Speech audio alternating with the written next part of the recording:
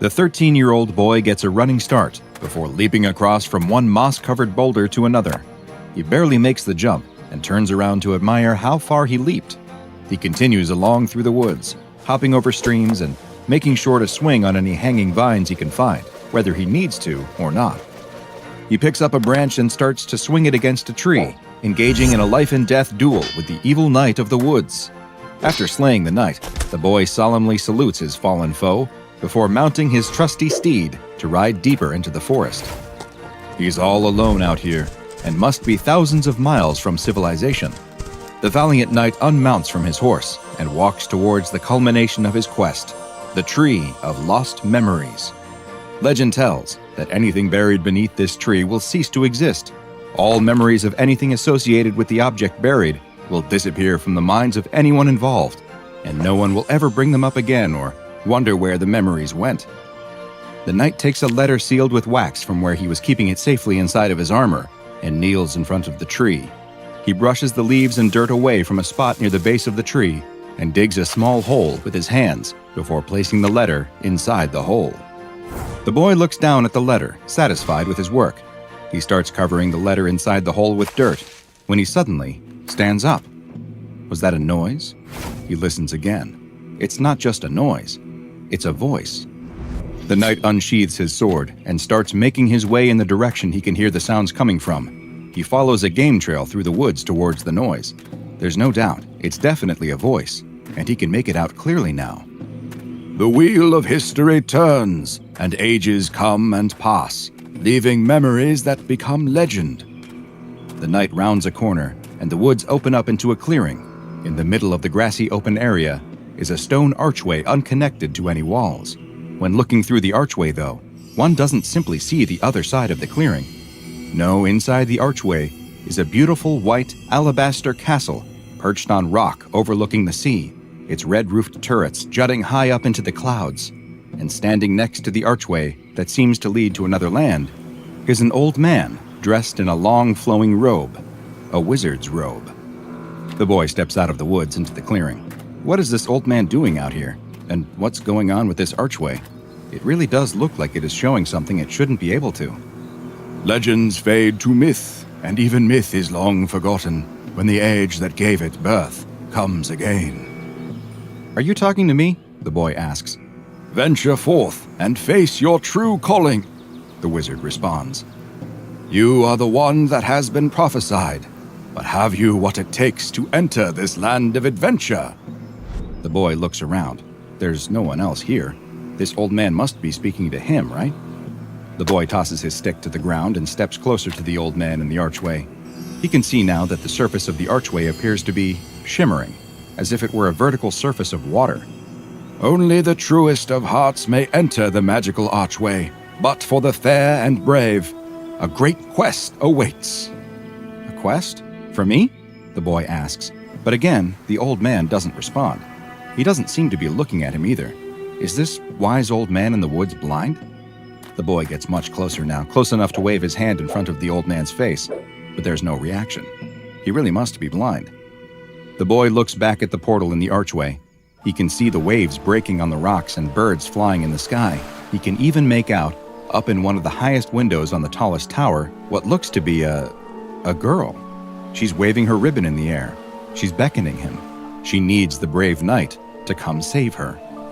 Pursue your destiny and become the hero you were always meant to be.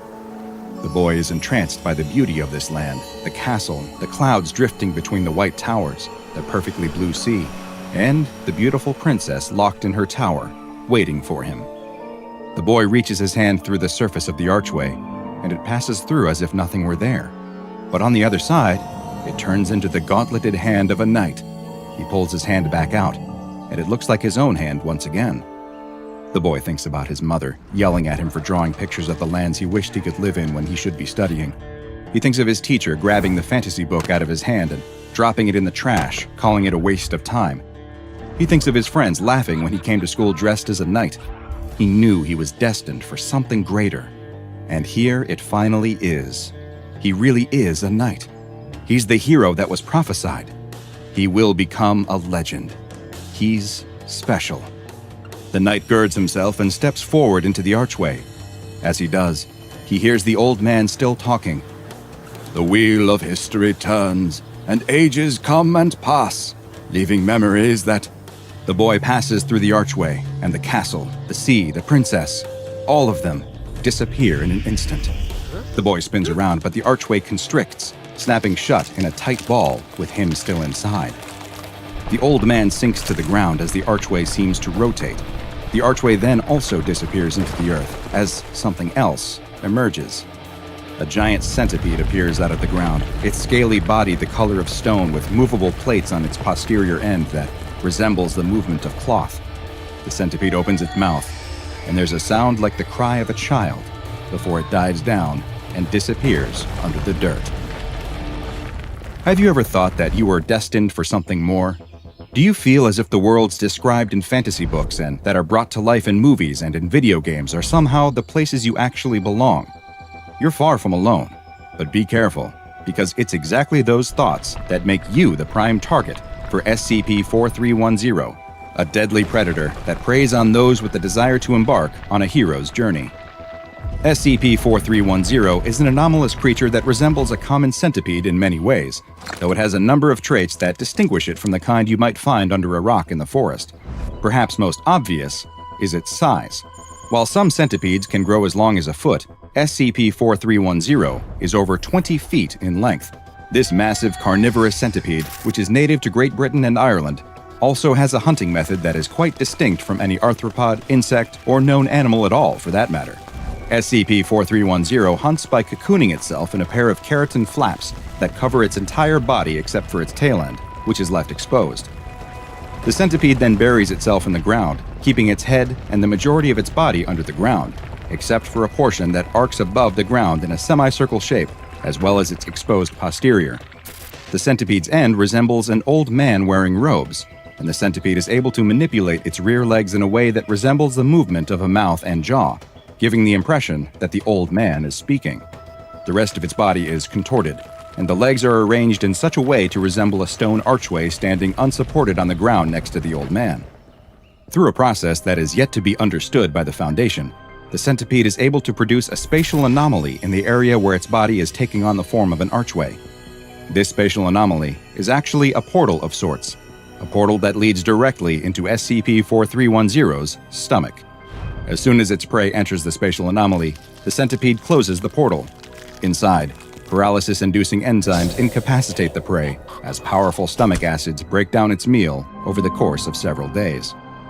You may be thinking, I would never walk into an archway next to an old man in the middle of the forest. But SCP-4310 has two powerful mechanisms perfectly suited to luring its prey.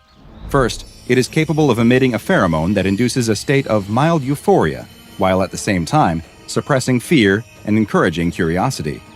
This appears to affect all warm-blooded mammals, but humans and their natural inclination towards exploration makes them especially vulnerable to the effects. The second method 4310 utilizes to acquire food is producing a very unique set of sounds.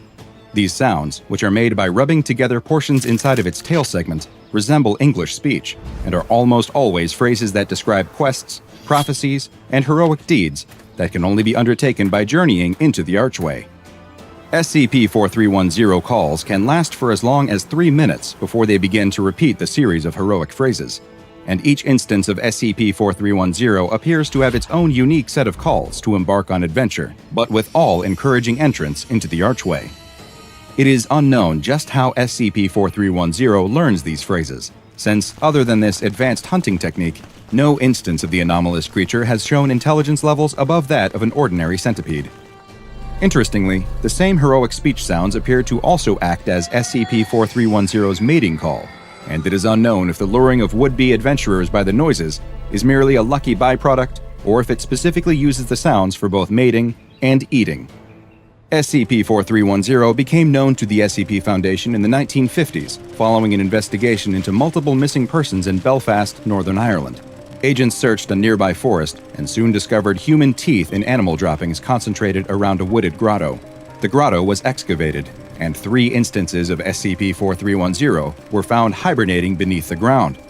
It's since been learned that after eating their fill, SCP-4310 will enter a hibernation state that can last as long as 10 years, and it appeared that these 3 instances ate well, since the remains of over 70 children were eventually found in the immediate area. SCP-4310 has been classified as Euclid, and currently 1 instance is kept in a containment cell for observation and testing. The cell has been filled with a thick layer of soil resembling that found in the temperate forests of Great Britain, and once per week, 5 piglets are introduced into the Centipede's enclosure. Mobile Task Force Lambda-12, codenamed Pest Control, is dispatched to areas where there are reports of old men resembling wizards encouraging people to step through a magical archway, and the MTF agents are to exterminate any instances that they find in the wild. The Foundation's Department of Analytics also monitors all contemporary British children's and young adult literature, especially the fantasy genre, for references to portals in the woods that lead to wondrous locations, and Lambda-12 is alerted to any that may be inspired by or referencing real SCP-4310 instances. All of us fantasize from time to time about embarking on an epic quest that will allow us to escape our regular lives. While it is fun to dream about being swept off to another world, be very careful if you meet an old man in the woods who tells you that your quest begins with stepping through a magical archway, or you might just find that your hero's journey starts and ends in the belly of a giant centipede.